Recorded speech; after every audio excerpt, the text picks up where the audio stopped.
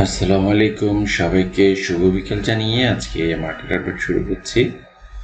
Market গতকালকের আমরা যে আলোচনা করেছিলাম সেখানে আমরা গতকালকে বলেছি মার্কেট যে ক্যান্ডেলস্টিক প্যাটার্ন তৈরি করেছিল সেটা একটা এনগালফিং ক্যান্ডেল ছিল। সেই ক্যান্ডেল মোতাবেক আজকেও বাজার নেগেটিভ কন্টিনিউ করবে। তো সেটার প্রেক্ষিতে আমরা আজকেও নেগেটিভ দেখতে পাচ্ছি। 22.7 পয়েন্টস কমে 5,332 পয়েন্টে বাজার আসছে, 119টা অ্যাডভান্স, 230টা ডিক্লাইন। আর আমরা আজকে 853 কোটি টাকার ট্রেড দেখতে পাচ্ছি প্রতিদিন।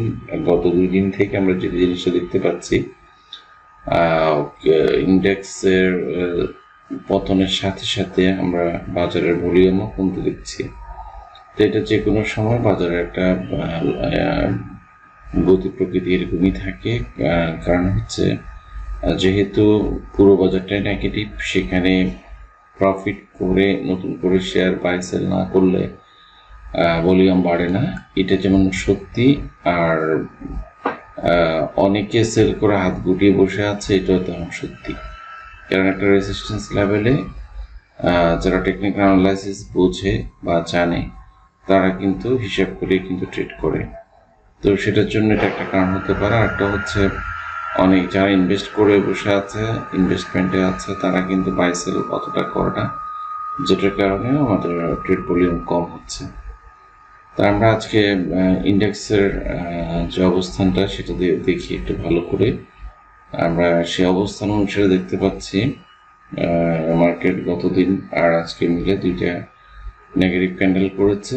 আমরা অন্যান্য বার যে ক্যান্ডেলগুলো দেখেছি, অন্যান্য বার বলতে বোঝাচ্ছি বাড়ার শুরুতে এখানে একটা নেগেটিভ ক্যান্ডেল ছিল, এখানে 3টা ক্যান্ডেল নেগেটিভ ছিল। এই ক্যান্ডেলগুলোর চরিত্র ছিল প্রতিদিনই উঠতো, উপরে উঠে খুব অল্প পয়েন্টসের মধ্যে বাজার ক্লোজ করত। তা আমরা এবার যেটা দেখতে পাচ্ছি সেটা হচ্ছে মোটামুটি বাজার একটা নির্দিষ্ট জায়গায় উঠেছে, আর পতনের ক্যান্ডেলগুলো একটু সাইজ আগের চাইতে একটু বড় হচ্ছে। তো সেটার প্রেক্ষিতে আমরা যদি সাপোর্ট জোন বা সাপোর্ট এরিয়া চিন্তা করি, তাহলে আপাতত আমরা ধরে নিচ্ছি 5,270 থেকে 80 পয়েন্টসের যে জায়গাটা আছে সেই জায়গাটা পর্যন্ত মার্কেট আসার সম্ভাবনা আছে। আর আমরা যদি স্পট পিভো অনুসারেও চিন্তা করি তাহলে কিন্তু মার্কেট 5,200-র কাছাকাছি চলে আসে, তো যেটা অনেক বেশি, অনেক হিউজ। তো আমরা অতটুকু প্রত্যাশা করছি না, আমরা 5,300-র মধ্যে বাজার ঘুরে যাবে এরকমই আশা করছি। এখানে এবার যে পতনটা কন্টিনিউ করবে সেটার একটা আমরা গতি প্রগতি দেখি উইকলি চার্টে। এস পার উইকলি চার্ট অনুসারে যে ক্যান্ডেলস্টিক প্যাটার্ন আছে, অনেকে চিন্তা করবে এটা আমরা যদি এইভাবে ধরি তাহলে হয়তো একটা চ্যানেল ড্র করা পারফেক্ট হয়, যেমন ক্যান্ডেলস্টিক প্যাটার্ন দিয়ে যদি আমরা করি। কিন্তু সেটার ক্ষেত্রে যদি আমরা লাইন চার্ট দিয়ে চিন্তা করি, এভাবে যদি অনেকে চিন্তা করেন তাহলে সেটা হতে পারে যেমন এখানে একটা ক্যান্ডেল মাথা আছে, এখানে আছে, এখানে আছে, এখানে আছে, এটা হয়তো একটা ব্রেকডাউন করেছে। এটা উইকলি চার্ট কিন্তু ডাউন ট্রেন্ড চ্যানেলের মধ্যে। তো সেটা অনুসারে কিন্তু আমরা বাজার দেখতে পাই, বাজার প্রায় 5,700 পর্যন্ত বাড়ার জায়গা আছে। তো এক্স্যাক্টলি আমি যে চ্যানেলটা এখন রেখেছি, এই চ্যানেলটা লাইন চার্ট হিসেবে করলে কি আসলে পারফেক্টলি এটা দেখাচ্ছে? এটা মোটেও না। এটা এভাবে আসলে নির্ণয় করাটা আমাদের অ্যানালাইসিস ভুল হওয়ার সম্ভাবনা থাকে, উইকগুলো বাদ দেওয়া হয় যে ক্ষেত্রে। তো সেখানে যদি আমরা এভাবে করে মিলাতে পারি, আমি নিচের দুটা লাইন যেখানে শেষ হয়েছে সেই জায়গাটা ধরে যদি আমি মিলিয়ে নিই, তাহলে আমরা একটা লাইন মোটামুটি ডাউন ট্রেন্ড চ্যানেল পাই। সেই চ্যানেল অনুসারে আমরা দেখতে পাচ্ছি গত বৃহস্পতিবারে ক্যান্ডেলের মাথাটা যেখানে শেষ করেছে সেটা হচ্ছে লোয়ার এবং আপের মধ্যে যে একটা ব্যবধান থাকে, সেই ব্যবধান অনুসারে কিন্তু টাচ করেছে। তো সেখান থেকে একটু কারেকশন হতেই পারে। তো এখন কারেকশনটা কত হতে পারে, আমরা যদি এই লাইন চার্ট অনুসারে একটা হিসাব রাখি, তাহলে এখানে একটা ট্রেন লাইন ড্র করা যাচ্ছে। তো এই ট্রেন লাইন অনুসারে আমরা যদি দেখতে পাই, তাহলে মার্কেট প্রায় 5077 পয়েন্টে চলে আসে। তো এটা আসলে এরকম গ্রহণযোগ্য না, কারণ হচ্ছে আমাদের এর আগে পরে আরো অনেকগুলা সাপোর্ট এরিয়া আছে, জোন আছে। সেই জায়গাগুলোতে যদি আমরা হিসাব করি তাহলে 5220, 200 এই টাইপের। উইকলিতে এটা অনেক বেশি, যেটার কারণে আমরা উইকলিটাকে ওইভাবে আসলে প্রায়োরিটি দেওয়া যাচ্ছি না। আমরা ডেতে যে কথাগুলো বলেছি সেগুলো বলবৎ থাকবে। এখন চলুন আমরা কয়েকটা ইন্ডেক্স শেয়ার, যেগুলা আপনাদের রিকোয়েস্টেড, সেরকম 5টা শেয়ার আছে, আমার 2টা শেয়ার আমি আপনাদেরকে দেখানোর চেষ্টা করছি। এক হচ্ছে বীজ হ্যাচারি। বীজ হ্যাচারি আমরা যখন মার্কেট বাড়েনি তখনকার কথা, তখন আমরা দেখি এটা 40 টাকা থেকে একেবারে 50 টাকা বেড়েছে। বাড়ার পরে মার্কেট যে এত বড় একটা উত্থান হলো, সেই উত্থানে শেয়ারটা না বেড়ে কিন্তু পড়েছে। এটার একটা কারণ হচ্ছে, আমরা যদি একটা আপ ট্রেন্ড লাইন আঁকি, সেখানে লাইনটা ব্রেকডাউন হয়েছে, ব্রেকডাউন হওয়ার পরে মোটামুটি যথেষ্ট পরিমাণে কমেছে। তো এখন এটা নিয়ারেস্ট সাপোর্ট হচ্ছে 46, আর যদি এর চেয়ে বেশি কমতে চায় সেটা 44। যদি কোনো কারণে মার্কেট বেশি খারাপ থাকে, এটা ফান্ডামেন্টাল এখন অনেক স্ট্রং। তাহলে 44 থেকে 46 টাকার যে কোনো একটা লেভেল থেকে শেয়ারটা ঘুরে যাবে, আমরা এই প্রত্যাশা করছি। এরপরে হচ্ছে আমরা কপারটেক। কপারটেক সম্বন্ধে আমাদের এখানে জানতে চেয়েছেন একজন, ব্রেকআউটের পরে রিটেস্ট কিরকম হতে পারে বা রিটেস্ট থেকে কতটুকু বাড়তে পারে।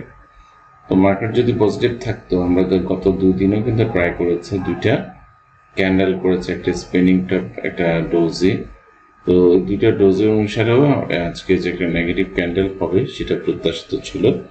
তো সেটা কি নির্দিষ্ট একটা সাপোর্ট জোন বা এরিয়ার মধ্যে এসছে কিনা, সেটা হচ্ছে 21 টাকা 50 থেকে 22 টাকা, এই রেঞ্জটা হচ্ছে এই শেয়ারটার রিটেস্ট এরিয়া। সেই রিটেস্ট করে আগামী দিন যদি গ্রিন ক্যান্ডেল তৈরি করতে পারে, মানে আবার বাড়ার জন্য কোনো ক্যান্ডেল, যেটাকে পজিটিভ ক্যান্ডেল হিসেবে বা আমরা বুলিশ ক্যান্ডেল হিসেবে কাউন্ট করতে পারি, এই টাইপের ক্যান্ডেল যদি বাড়ে, তাহলে আমরা ধরে নিব যে এটা আবার ঊর্ধ্বমুখী প্রবণতা যাবে। এখন চলুন আপনাদের রিকোয়েস্টেড শেয়ারগুলোর মধ্যে ডোমিনেজ আছে। ডোমিনেজের যদি একটা ট্রেন্ড লাইন আমরা ড্র করি, সেটা দেখা যাচ্ছে স্ট্রেটলি ব্রেকআউট করেছে এটা 11 টাকা 80 পয়সার উপরে। এখন 12 টাকা শেষ করে 13 টাকায় আছে শেয়ারটা। আজকেও শেয়ারটার ঊর্ধ্বমুখী প্রবণতা ছিল। তো শেয়ারটার রেসিস্ট্যান্স আছে এখন 14 টাকা 30 পয়সা, আর সাপোর্ট এরিয়া আছে 11 টাকা 80 পয়সা। এখন এটা আপ ট্রেন্ডই, কারণ হচ্ছে ভলিউমও বেশ ভালো, ট্রেন্ডও হচ্ছে। তো সেক্ষেত্রে থেমে থেমে বেড়ে যাবে, এটাই আমরা প্রত্যাশা করছি। এরপরে হচ্ছে বিপিএমএল। বিপিএমএল এর ক্ষেত্রে একটা, যে বিপিএমএল না সরি বারাকা পাওয়ার, বিপিপিপিএল। তো সেটার ক্ষেত্রে যে জিনিসটা লক্ষণীয় সেটা হচ্ছে, এই শেয়ারটা যখন 10 টাকার কাছাকাছি ছিল, তখন এখানে হল্টেড করে টানা কয়েকদিন শেয়ারটার দাম বেড়েছে, যেখানে 4 প্রাইস ডোজি পড়েছে। এরপরে এটা সাইডওয়েজ একটা জায়গার মধ্যে সাইডওয়েজ মুভমেন্ট হচ্ছে।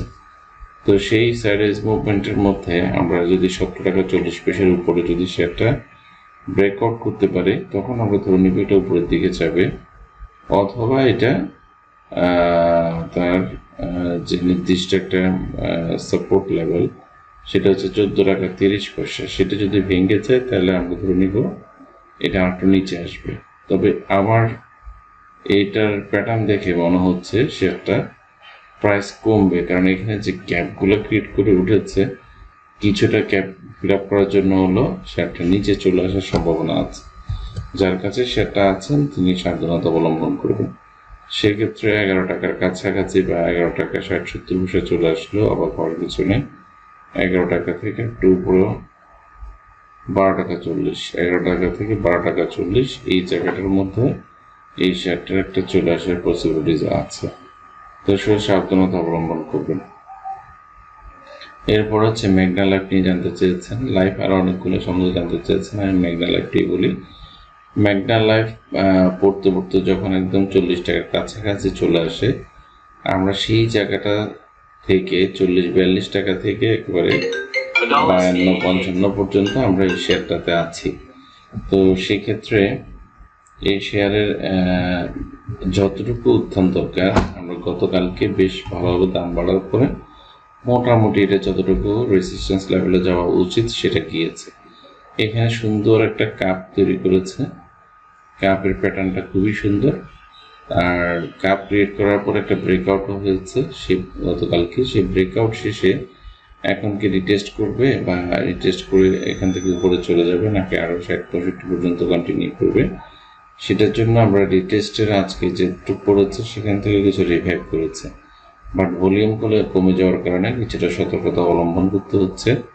যদি কমেও সেটা 52 লেভেলে চলে আসার একটা সুযোগ আছে, সেখান থেকে ফার্দার আবার বেড়ে যাবে। তারপর আইএফআইসি সম্বন্ধে জানতে চেয়েছেন। আইএফআইসি যেহেতু সালমানের প্রামাণিক শেয়ার, তো সেক্ষেত্রে দীর্ঘদিন পতনও হয়েছে, কিন্তু যখন ব্যাংক সেক্টর পুরোটা বেড়েছে সেটার পাশাপাশি ব্যাংকও বেড়েছে। তো এটাও পড়ে থাকবে না, যে কোনো শেয়ারেরই একটা পতন থাকে, আবার পাশাপাশি উত্থানও হয়। তো সেই পতনটা, কাঙ্ক্ষিত পতন যেটা দরকার সেটা হয়েছে, এখন ধীরে ধীরে উপরের দিকে যাচ্ছে।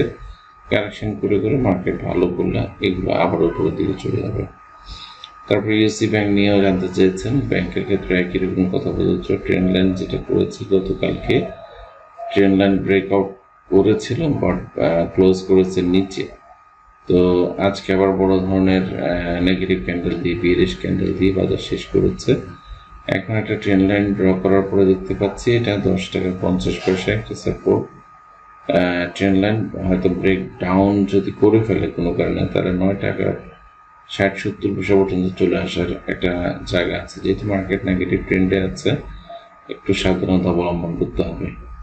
তো বন্ধুরা, সবাই ভালো থাকবেন। ধন্যবাদ সবাইকে।